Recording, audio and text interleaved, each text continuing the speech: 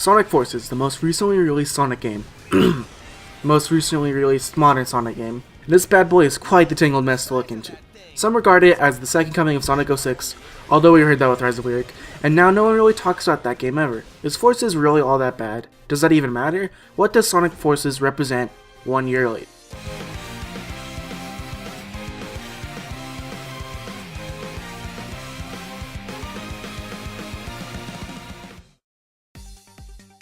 Well, first things first, how about we look into the game's development and lead up, as that could help shed some light on things about the game and the Sonic franchise itself.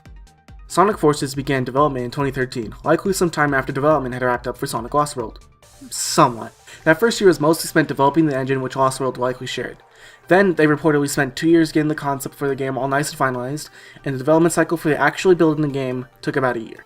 It was initially teased alongside Sonic Mania on June 23rd, back in 2016, during the 25th anniversary celebration, all of its stuff not so gold.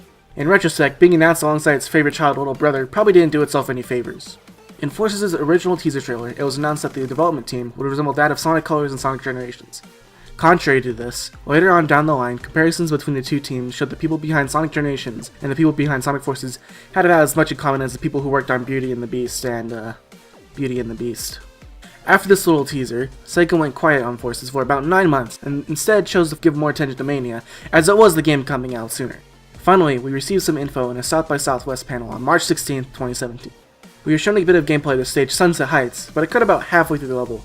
What was seen was pretty much what everyone saw coming, a return to the boost style that Sonic Team had seemingly perfected with Generations. However, some concerns were raised when fans saw Whisk Castles and how linear the section was. This was brushed off as not a concern though, because we assumed this was only the beginning of the first level.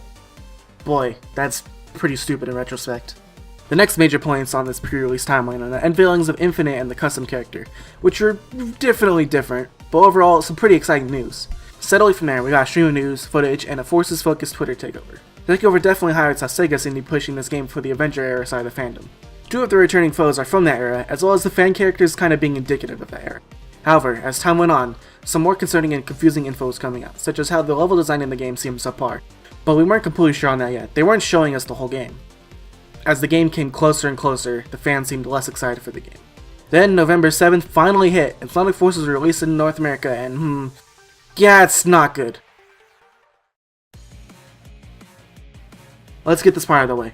Classic Sonic is horrible. Somehow, what they got fairly right in Generations is totally thrown out the window here, and they're left some 2D Sonic gameplay that's only really better than Sonic Genesis.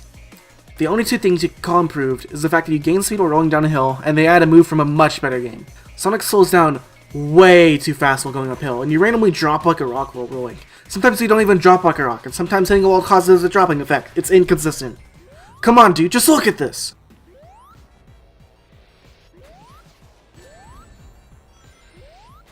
Next we have the Avatar and Manga Sonic, who play and control semi-similarly.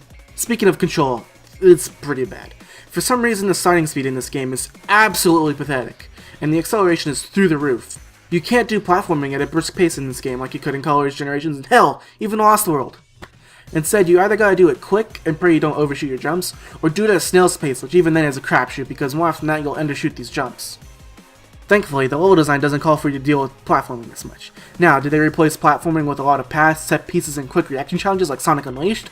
No! Instead, you'll be boosting or holding attack in hallways, with no hazards 90% of the time, and the other 10% is spent taking the obvious middle path and skipping all the level design. What great fun! Anytime you think a level might get interesting, it ends at the 1.5 minute mark, even if you weren't trying to speedrun. These problems are made even worse, because this game has enough copy and paste level design to make the original Metroid blush. Well then, does the story make up for this? Is it worth playing through short and pointless levels to experience the cutscenes? God no! This game's plot and storytelling are horrid.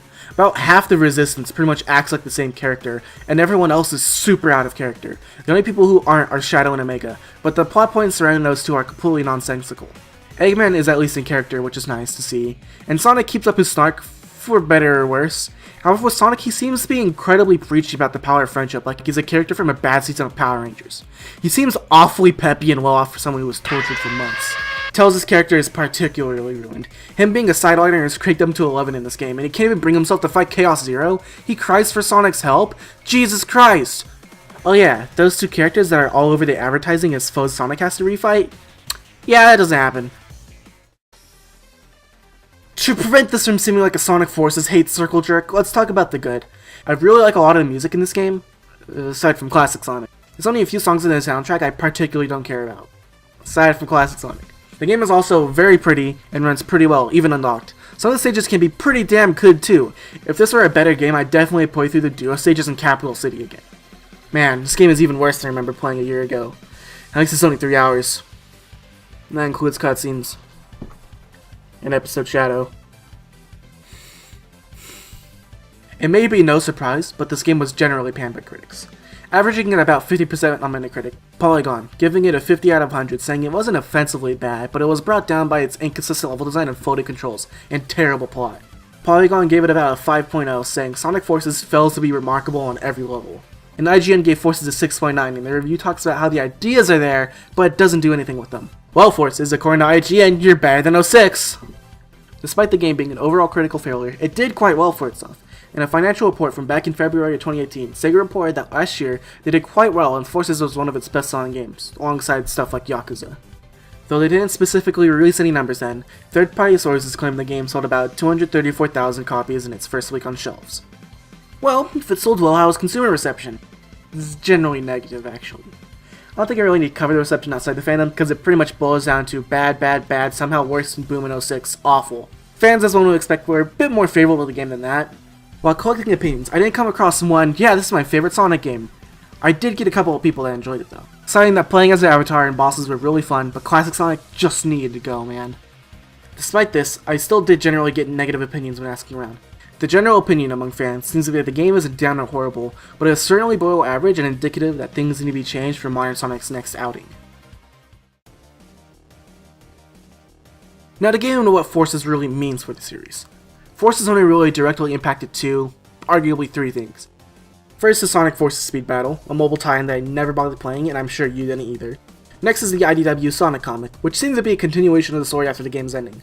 Well, I say continuation, but I more so mean the comic staff trying to clean up the mess made by the writers over at Sonic Team. Like with Speed Battle, I haven't personally read a full issue of the comic, but from what friends have told me, it's actually pretty competent and makes Forces seem like it's better than it actually is. Hope for some of its cute original characters show up in the next Sonic game. Sonic Mania was also impacted by Forces, but not as intensely as the comic was. Naka asked the team to tie the game into Forces, albeit loosely. You can experience everything to do with Mania on its own, and you don't really need to care about Forces to enhance the experience. In all honesty, it seems like Sega's been trying to sweep Forces under the rug lately. Most of their advertising, PR, and projects for this year have been focused way more on Mania and their upcoming games, Team Sonic Racing. Even with Lost World, they've incorporated some of its characters, locations, and music into spin-off games and Twitter jokes. Team Sonic Racing seems totally devoid of anything Forces related. Hell, I'd like if Infinite were the game, even if this character eventually devolved into, I am not weak! When talking about today, the Sonic franchise seems to be going about as strong as it always has. While people make the occasional joke about Forces and really limiting what it could have been, it's definitely not as damaging as something like 06 or Rise of Lyric. This is most likely due to Sonic Mania and the comic softening the blow, but it does make one wonder what's in store next for the mainline Sonic series. As mentioned earlier, we have Team Sonic Racing on the way, which should be coming out in November! Quick update, as of recording this script, Team Sonic Racing was supposed to come out in holiday 2018, but now it's been delayed to May 19th, 2019. Good on Sega for delaying the game in all honesty. It shows that they're trying these days. Of course now, we need to wonder what comes after that game. What direction is modern Sonic heading after this? It's tough to say. Sonic Team often doesn't repeat mistakes. Sure, they've made multiple mistakes in a row, but the cause and result were never the same.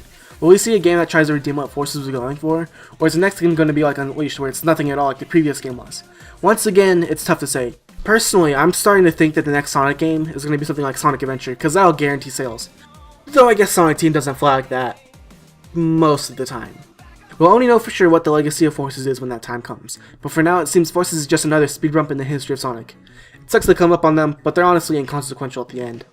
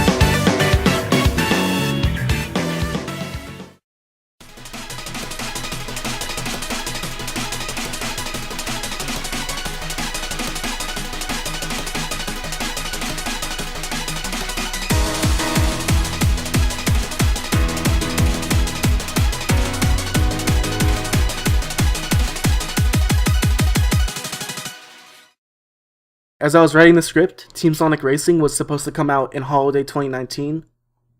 2019? Jesus Christ.